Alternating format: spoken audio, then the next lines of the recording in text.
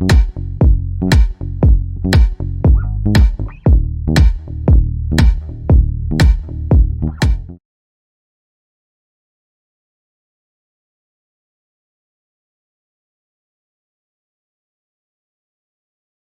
is up, everybody? Welcome back to my channel. My name is Erin Bees. I am a wife. I am a mom of two, a military veteran, and I spent 13 and a half years in multi-level marketing.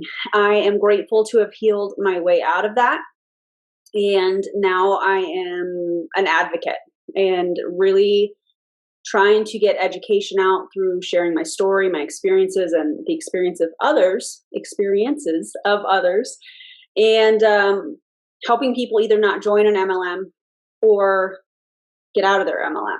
So if you have not already subscribed, I would love for you to subscribe, turn the little bell notification on so you don't miss anything. If you'd like to follow me on social media, I would love to have you at The Real Beast Mode on Instagram, Beast Mode LV on TikTok. Those are probably the two most active. I do have a podcast. I do have merch. I have all of that stuff, and it's linked in the video description. So if you have any questions about that, feel free to drop them or, message me on the gram, whatever feels right to you.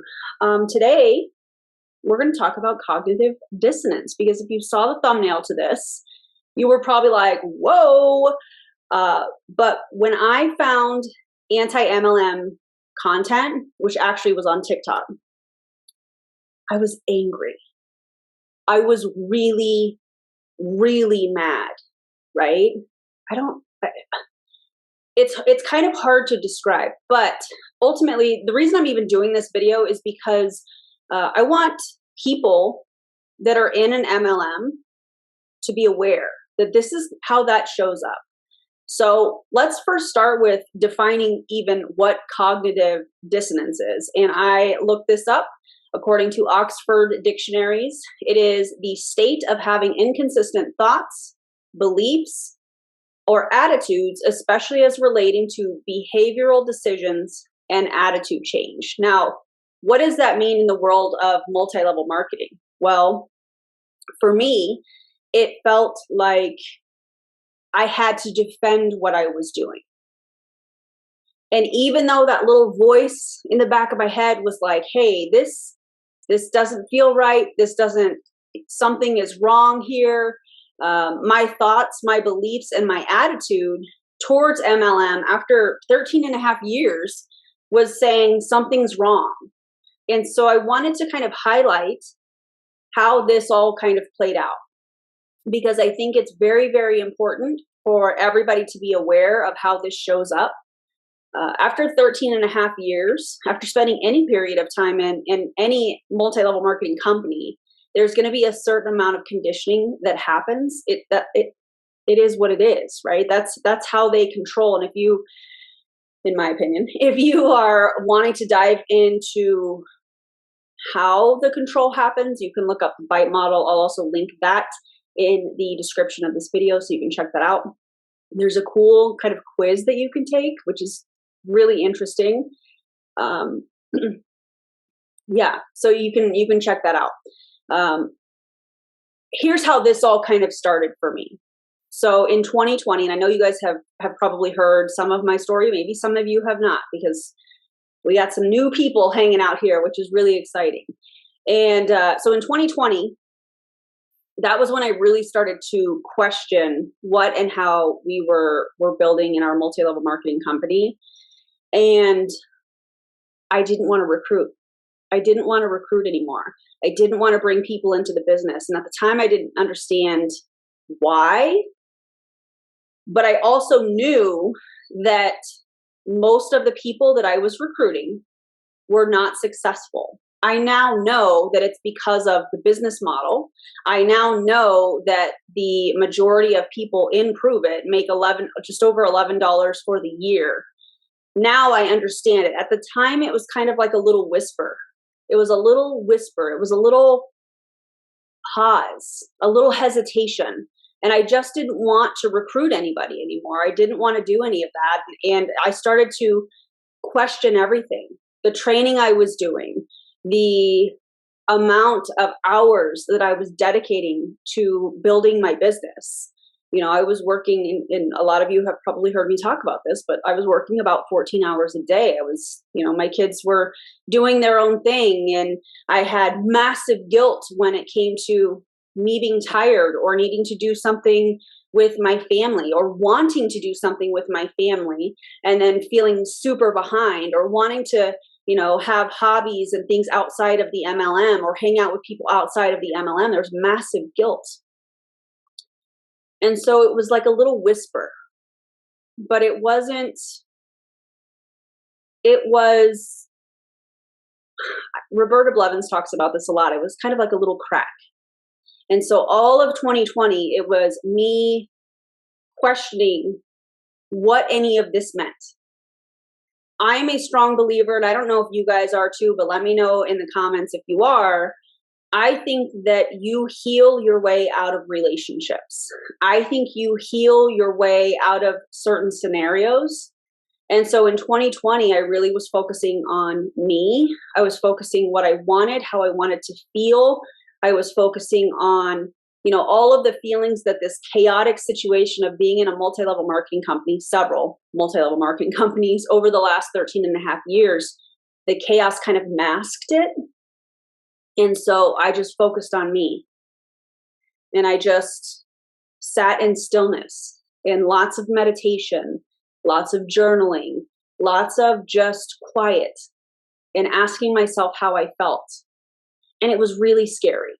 It was terrifying because I had programmed myself to not, almost to be afraid of that stillness, that quiet. I was afraid that I wasn't going to do enough. I was afraid that things were going to fail. And it is going to fail, right? Because when you're in a multi-level marketing company and you stop working, that's when things fall apart. And they talk about residual income all the time. But if you stop working, there's not going to be any quote unquote residual income. You have to keep going. You have to keep working 14 plus hours a day in order to have any kind of success on paper. It's terrifying. And so to go the complete opposite direction and to sit in stillness and to sit in quiet and to just connect with myself was really scary because I was a workhorse, because I was somebody that always showed up. I was always working. I was very committed to moving this thing forward. And so it wasn't until this year, so 2021, in March, around that time, was when I actually found Roberta Blevins on TikTok, and I was pissed. I was pissed, even though I'd spent the majority of 2020 questioning what any of this meant. When I found her TikToks, I was pissed. It was an immediate response. I see her video, I watch for a couple seconds, I look at the hashtags, and it's anti-MLM, and I'm like, bah, bah, right? Scroll past. And then there was this little, hang on a second, Erin, just a second. You've never looked at the other side of this. You've never stopped, paused, and listened to the other side. So I went back. I watched the video, and everything she was saying was correct. I remember very specifically, I don't remember what company she was talking about, but I remember very specifically, she was talking about front loading. She was talking about people in multi-level marketing companies that have this ginormous amount of stock. And I immediately turned to my right and I looked at my counter full of ketones. And I was like, everything she's saying is correct. And I started to dig a little bit deeper. I started to watch her videos, and I could feel the anger kind of go away a little bit. But it was in those moments where I was questioning, and I was really thinking about this and watching and watching without the filters. I think it's really important that we understand that when you are in a multi-level marketing company, you are going to have these filters, right? I've never seen any other industry, and you guys let me know in the comments if there's any industry that you have ever seen where they teach you how to deal with people that they determine or they classify, if you will, as haters. Let me know in the comments, because I have never seen it. I've never seen that in any industry. It's only in multi-level marketing that I've seen that.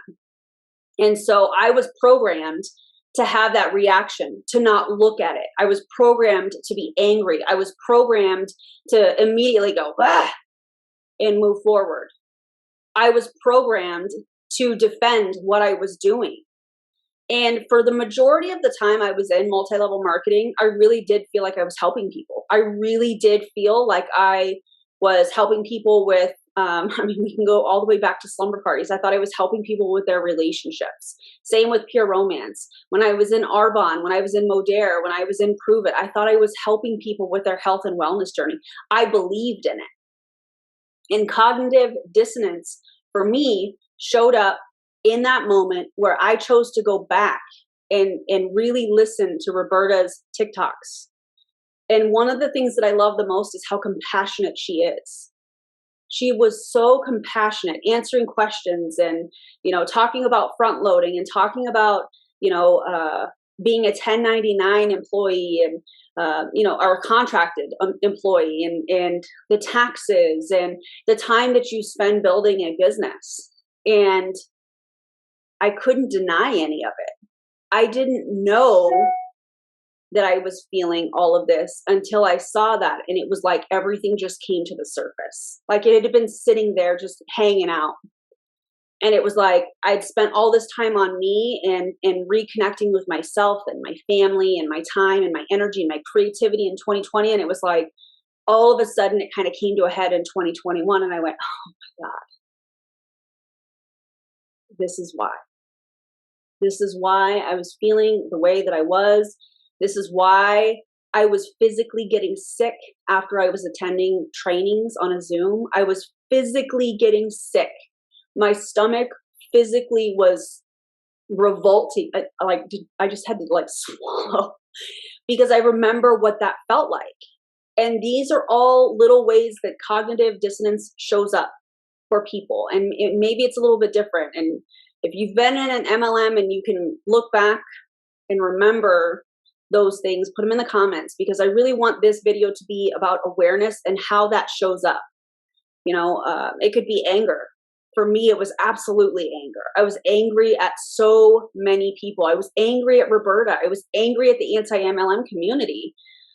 But there was something in me that knew that they were right, and that's that little crack. And so if you are friends with somebody that is in a multi-level marketing company, maybe it's a family member, maybe it's a friend, a neighbor, somebody that, follows you or your friends on Facebook or whatever, you have to watch for that crack. Not like stalk them, not like that. But there's so many of us that I have seen in the anti-MLM community that literally go on the attack with some of these people. And I think that in order for us to really be effective, we have to watch for those little moments of cognitive dissonance for them. Maybe it's anger. Maybe it's a message. Maybe it's a post. Maybe it's, it could be any number of things. And we have to allow them to be open instead of going on the attack. And that doesn't mean that, you're still going to see me do some of the anti-MLM stuff where I am bringing awareness to how they are promoting, MLM companies and this and that and reacting to different things and MLM fails and all of that stuff. That's important for awareness. But the important part is the awareness with the company, not the person, because that person is being victimized too, right? I was a victim. I was also victimizing. And I think it's really, really important that we understand that, because if we go on the attack, they're going to miss the message. But if we find these little moments where they are angry, where they are, and we see it all the time. Like if I put up something that is very clearly speaking out against MLMs on Instagram, they come out of everywhere. They will come out attacking. To me, that's the cognitive dissonance showing up, because that's what I did. I wanted to comment on Roberta's TikToks and be like, blah, blah, blah, blah, blah, blah. But that was because I was questioning the emotions, the behavior, the belief I was questioning. And why do you think these companies talk about belief in the company, belief in, the industry, belief in yourself, belief in what you're doing. Why do you think that when something fails, when somebody fails according to their upline or the company, why do you think they turn that back on the person? Well, you didn't believe enough. It's because that is their biggest manipulation tool, in my opinion. So instead of going on the attack, instead of going after these people and in the comments or whatever, I'm going to have this posture of, hey, it's okay. You're allowed to be angry. I was too. I was angry too. And when you're ready to have that conversation, I'm going to be here. I'm going to be here. I can point you to some of my friends within the anti-MLM community. If you're too angry with me, I can point you to some of my friends. You can watch their TikToks, listen to their podcasts, watch their YouTube videos or whatever. And when you're ready, I'll be here. I'm not going to take it personally because I was that person that was angry too. I just think that this is a really important video.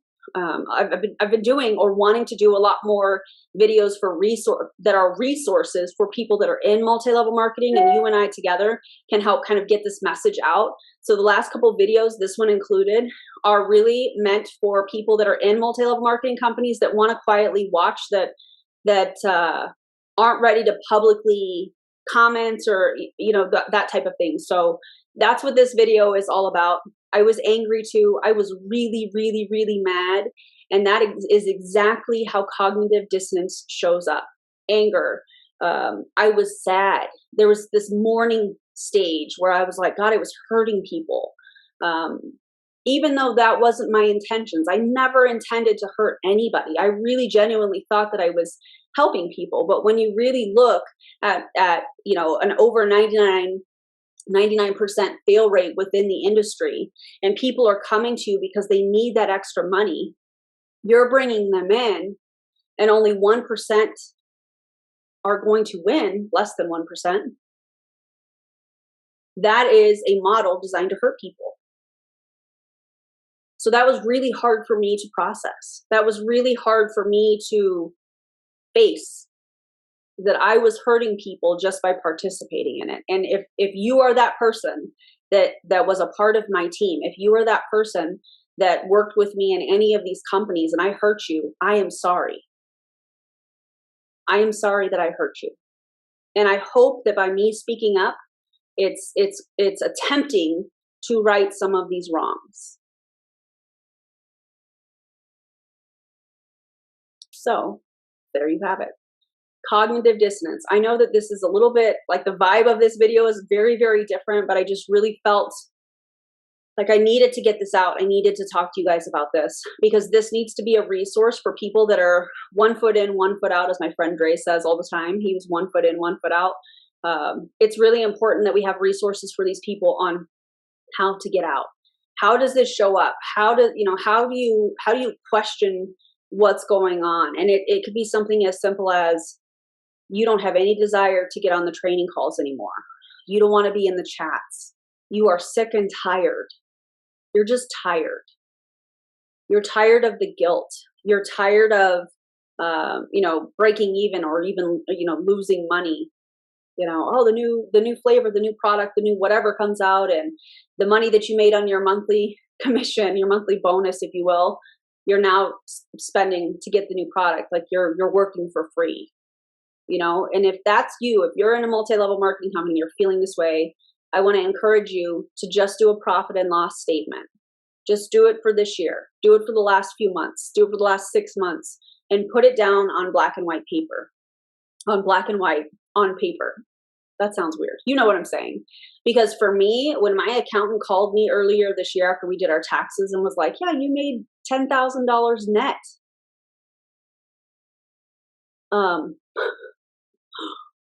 What? 10,000 net for the year? And while that's great for taxes, how does that benefit my family?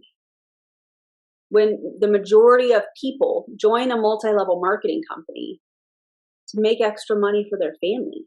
And by the way, and this is going to ruffle some feathers, you guys, because it was hard for me to take too. There's so much talk in the anti-MLM community about pyramids. And what I didn't realize was, because I was somebody that was making money, what I didn't realize was I was the person at the top of the pyramid. So in order for me to move to that next level, I, in a sense, had to sacrifice more people. I had to recruit more people. And there's this saying in multi-level marketing, some will, some won't, so what? And you have to have that mentality in order to stay at the top of the pyramid. And I just wasn't willing to do that. So I hope that this is a resource for people. I hope you guys hear me on this, receive it.